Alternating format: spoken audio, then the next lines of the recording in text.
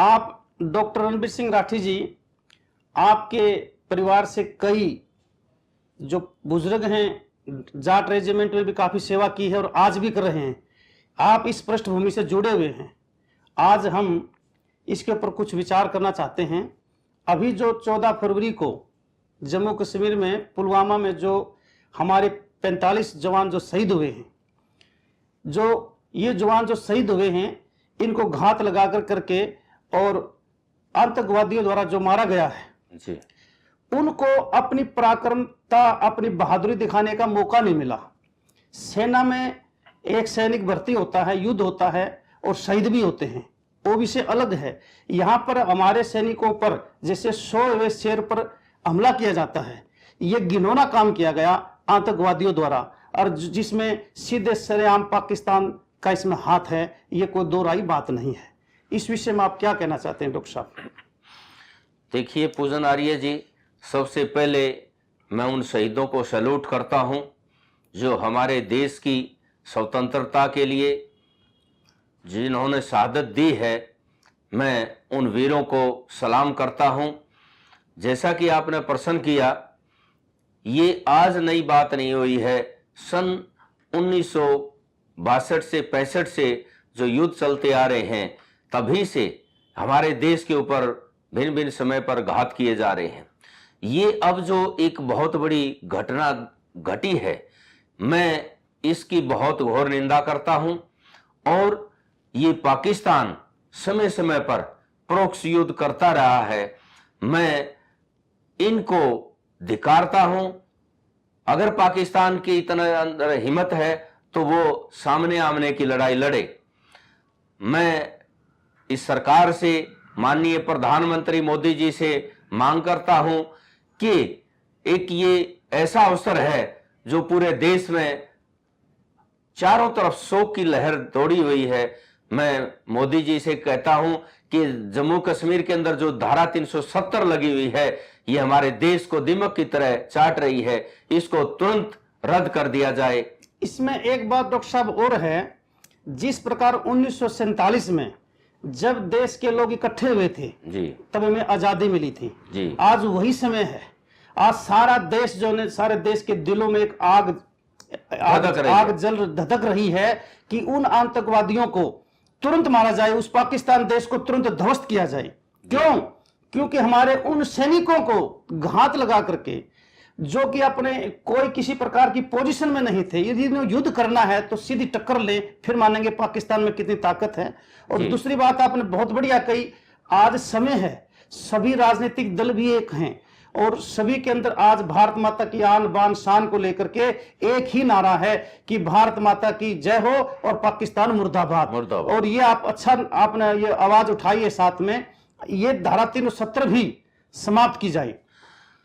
धारा 370 के साथ साथ एक 35A जो उसे विशेषाधिकार दिया गया J&K को, वो भी तुरंत प्रभाव से रद्द कर दी जाए। चारों तरफ हर नागरिक, हर हिंदुस्तानी की एक ही मांग है, मोदी जी धारा 370 खत्म करो, 35A को खत्म करो। और ये हमारे साथ सरासरी अन्याय है कि एक विशेष राज्य को एक दर्जा दे करके और हमारे अंदर असमानता की जो खाई पैदा कर रखी है, उसको एक कर देना चाहिए। ये तो एक सरासरी बेईमानी है। इसके साथ डॉक्टर साहब एक बात और है, जो हम हिंदुस्तानी हैं, जो हम भारत माता के लिए जीते और मरते हैं, हम लोग तो खाद्य सामग्री महंगे रेट पर ले रहे हैं। उदाहरण के तौर पर हम तो चावल खा ले 60 रुपए किलो, और जो गाड़े जो हमारे देश की इस मिट्टी में पल रहे हैं, हमारा ही अन्न खा रहे हैं, और वे भारत माता मुर्दाबाद बोल रहे, पाकिस्तान जिंदाबाद बोल रहे हैं। वो 2 रुपए किलो चीनी चावल ले रहे हैं, वो सस्ता ले रहे हैं हमसे। ये भी एक देश के साथ बड़ा न्याय है और ये बढ़िया मौका है। उन जो गाड़े हैं जो हमारे को घात लगा करके हम पर हमला करते हैं और हमारा ही अन्न खाते हैं, तो ये जो धारा है ये भी तोड़ देनी चाहिए। धारा तोड़ देनी चाहिए। और जो हमारे सैनिकों पर जो वहां ये जो गाड़े हैं पत्थरबाजी करते हैं, जो हमारी मिलिट्री उन टेररिस्टों को घेर लेती है, तो जो वो एक ढाल बन करके पत्थरबाजी करते हैं और मैं सरकार से मांग करता हूं, न केवल मैं करता हूं, पूरा हिंदुस्तान ये मांग करता है कि उन गाड़ियों को जो है ना देखते ही गोली से उड़ा दिया जाए।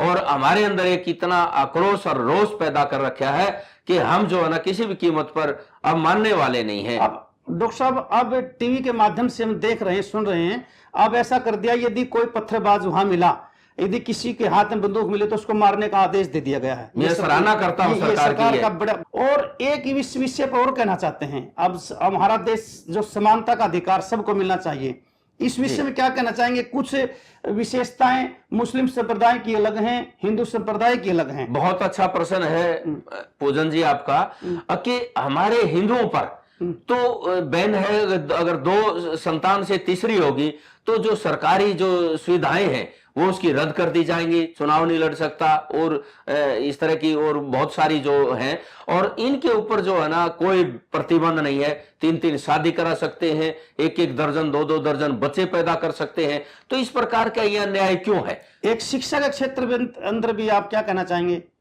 शिक्षा के क्षेत्र में मैं कहना चाहता हूं कि इसमें भी हर नागरिक इक्वल होना चाहिए।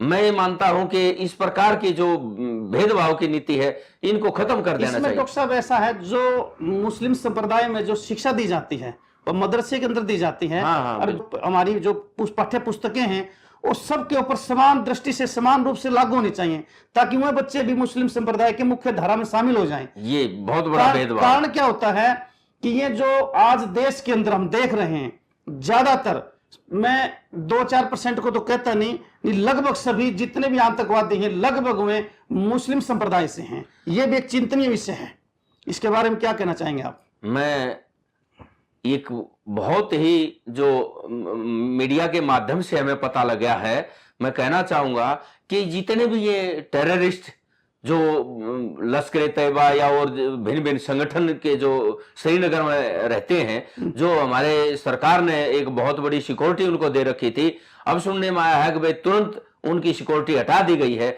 और पता लगा कि इनके बच्चे विदेशों में पढ़ते हैं।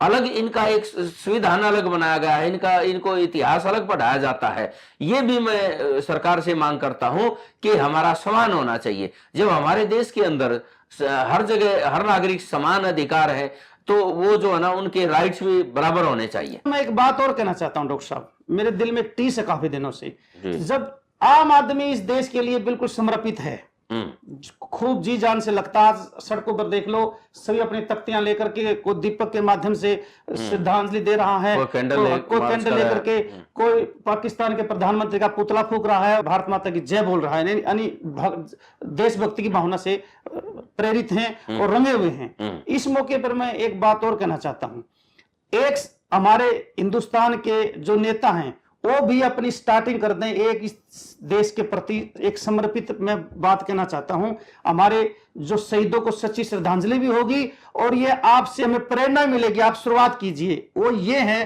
कि जितने भी ये राजनीतिक जो लोग हैं जो पेंशन लेते हैं, जबकि इनको पैसे की कोई जरूरत नहीं है, इतने पैसे उनके पास ऑलरेडी करोड़ों रुपया है, यानी पूंजीपतियों को पैसा दिया जा रहा, वो पैसा जब सरकार, जब ये राजनेता लोग अपने आप से स्टार्ट करेंगे तो आम आदमी के अंदर बढ़िया संदेश जाएगा। और ये अरबों खरबों रुपया जो हर महीने बंट रहा है पूंजीपतियों को, ये पैसा बचा करके आप सेना में लगाइए, अच्छे हथियार लीजिए, उनके बच्चों को अच्छी सुविधा दीजिए, और जो बेरोजगार युवा हैं उनको रोजगार देकर के आप सेना में भर्ती कीजिए, ताकि हमारे और भी सरहदों पर मजबूत स्थिति होगी। डॉक्टर साहब, आप और क्या कहना चाहते हैं इस विषय में? पूजन जी, मैं अंत में यही कहना चाहूंगा कि आज सभी दल, राजनीतिक दल इकट्ठे होकर के सरकार से कह रहे हैं, प्रधानमंत्री मोदी जी से कह रहे हैं, अगर हम इस संकट की घड़ी में आप सब आपके साथ हैं, तो इस वक्त पर मोदी जी को धारा 370, 35A तुरंत प्रभाव से खत्म कर देनी चाहिए, ताकि अगर कोई भी संगठन अगर विरोध करता है तो जनता, हिंदुस्तान की जनता उसको सबक सिखाएगी और मोदी जी का साथ देगी। एक बार मोदी जी, मैं ये कहता हूं हर हिंदुस्तानी की यह टीस है, एक बार उसको जो है ना धारा 370 को खत्म करके तो दिखाएं, एक बार अपनी जुबान से खोल के दिखाएं, ये हर हिंदुस्तानी की टीस है। धन्यवाद। कर चले हम फिदा, जानो तन साथियों